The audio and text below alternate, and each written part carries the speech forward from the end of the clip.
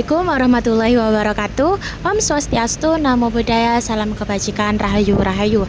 Perkenalkan, nama saya Rizky Viola Agustin dengan NIM 13123000196. Perkenalkan, nama saya Safia 13123000043. Nah, sekarang kita sedang melaksanakan magang KKP di Pengadilan Tindak Pidana Korupsi Surabaya. Nah, di sini kami akan membuat video edukasi untuk kalian yang belum tahu apa sih perbedaan tentang pengadilan tindak pidana korupsi dengan pengadilan-pengadilan pada umumnya. Dan apa saja kegiatan magang kita di Pengadilan Tipikor?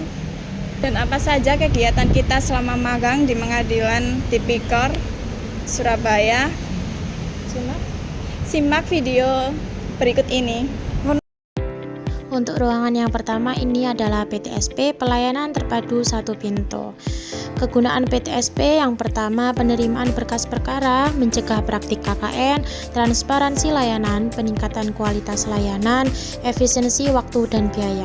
Secara keseluruhan, PTSP di Pengadilan Tipikor adalah bentuk implementasi komitmen Mahkamah Agung untuk menciptakan lingkungan peradilan yang bersih dan terpercaya. Untuk yang selanjutnya ada ruang pimpinan. Ruang pimpinan ini adalah pusat strategi dan koordinasi, pengawasan, penanganan kasus, sinergi kelembagaan, dan pengembangan fungsi. Untuk yang selanjutnya ini adalah ruang hakim ad hoc dan hakim karir di Pengadilan Tipikor Surabaya, berfungsi sebagai ruang kerja pribadi untuk mempelajari berkas perkara, menyusun draft putusan, dan berkoordinasi dalam majelis hakim.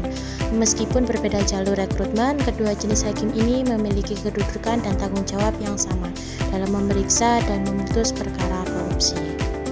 Untuk yang selanjutnya ada ruangan panitera pengganti. Ruangan ini berfungsi sebagai pusat administrasi teknis perkara, tempat penyusunan berita acara sidang, serta pengetikan putusan. Ruang kerja ini digunakan untuk mengelola berkas Tipikor, memastikan dokumen sidang lengkap, dan mendukung hakim dalam proses minutasi perkara. Selanjutnya ada ruangan administrasi. Ruangan ini berfungsi sebagai pusat pengelolaan berkas perkara korupsi, mulai dari penerimaan registrasi, pendistribusian ke majelis hakim, hingga pengelolaan surat menyurat. Ruangan ini juga krusial untuk administrasi perpanjangan penahanan, penyimpanan berkas perkara atau minutasi, dan pelayanan dokumen putusan. Pengertian Pengadilan Tindak Pidana Korupsi. Pengadilan Tindak Pidana Korupsi adalah pengadilan khusus di lingkungan peradilan umum Indonesia yang secara eksklusif menangani kasus korupsi. Pengadilan ini diatur dalam Undang-Undang Nomor 46 Tahun 2009. Dasar hukum Pengadilan Tipikor dibentuk berdasarkan UU 46 Tahun 2009 tentang Pengadilan Tindak Pidana Korupsi, yang mengatur sebelumnya pasal 5 undang-undang tersebut menyatakan bahwa pengadilan ini merupakan satu-satunya berwenang memeriksa, mengadili, dan memutus perkara tindak pidana korupsi yang dituntut oleh penuntut umum. Kewenangan utama memeriksa, mengadili, dan memutus kasus korupsi termasuk tindak pidana pencucian uang, jika asalnya korupsi, berlaku untuk semua kasus yang ditangani polisi. Kejaksaan atau KPK dengan majelis hakim ganjil 3-5 orang termasuk hakim.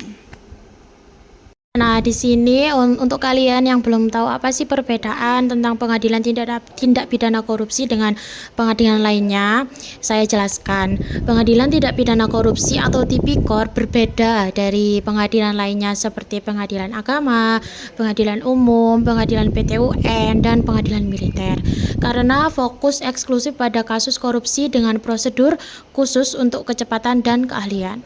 Adapun perbandingan utama dari pengadilan tindak pidana korupsi dengan pengadilan lainnya, yang pertama yaitu aspek kewenangan. Pengadilan Tipikor memiliki aspek kewenangan yaitu khusus korupsi dan TPPU terkait. Sedangkan pengadilan umum, pengadilan PT-UN dan lainnya, kewenangannya ya pidana umum, perdata, administratif, agama, dan militer. Yang kedua, aspek susunan hakim. Untuk susunan hakim di Pengadilan Tipikor hanya ada hakim karir dan hakim ad hoc, ahli korupsi, ganjil 3 sampai 5 orang. Sedangkan untuk pengadilan lainnya hanya ada hakim karir. Untuk yang berikutnya, waktu proses. Waktu proses untuk Pengadilan Tindak Pidana Korupsi yaitu maksimal 240 hari total atau semua tingkat. Sedangkan pengadilan lainnya hanya tidak terbatas, sering bertahun-tahun. Yang berikutnya yaitu hukum acara.